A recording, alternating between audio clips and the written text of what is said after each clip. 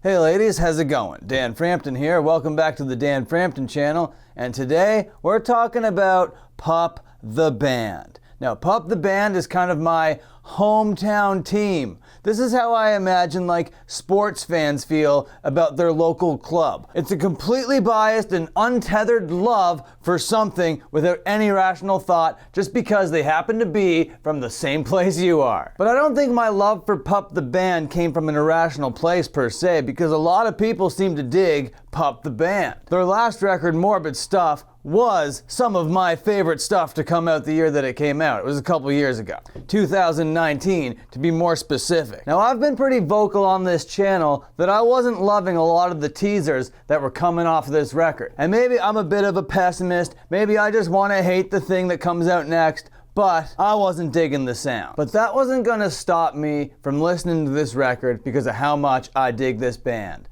So I cranked it on, and I gave it a couple listen throughs, and at first I was like, nah, this is definitely not my thing. But now I can say it's sort of my thing, and I'm here to talk all about it. There's a running theme throughout this fucking record called 4 chords, and they're these totally stripped back piano vocal songs. And it kicks off, and I'm like, this is kind of soft, this is kind of sweet, but it still has that kind of snotty twang to the vocals that I'm used to. And then the next song kicks in, and it's not really a pop punk song that I'm used to from this band. It's more of an indie rock song, and I'm like, yeah, okay, I guess so, whatever. This is kind of what I was expecting, but it is catchy and it was pretty good. The next song, Robot Writes a Love Song, I don't like it. It's a total skip. Track number 4 was one of these teaser songs. It was called Matilda, and I liked the video and I really liked the story behind this thing. I'm not here to tell that whole story. There are those videos out there, and I suggest you check them out because it's pretty dang cool. So the video's cool, the story is cool. I just really wanted to like this song. Track number 5 is just like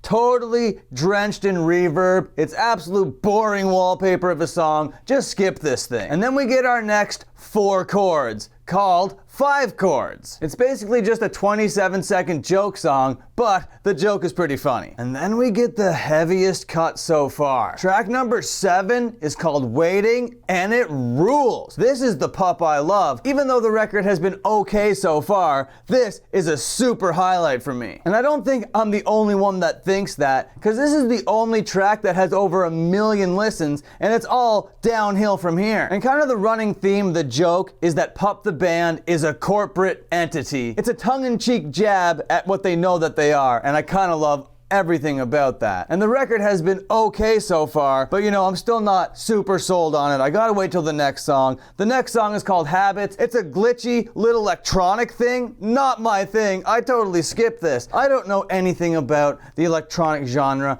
I don't know what it's like to dabble with glitchy sounds in the studio, so I don't know if I have any reference to fucking talk about this thing. I can talk about rock and roll, I can talk about punk rock, I can talk about hardcore, I can talk about all those sorts of things that revolve around that scene because I've been in those kinds of bands. So maybe this song is a banger, I don't fucking know. I feel the exact same way about the next song, Cutting Off the Corners. That's another total skip from me, baby. Track 10 is called Grim Reaping, and this is another banger. We're back to Pup. I love this thing. This is noisy, this is in your face, this is aggressive, this fucking rules. This is my kind of stuff, and it's like an accessible version of my kind of stuff. This is something you could show somebody that isn't into the hardcore or the aggressive music, and they might actually enjoy it. It's pretty sick. And then we get the last 4 chords, which might be the funniest one of them all. It's a pretty hilariously self-aware song called Diminishing Returns,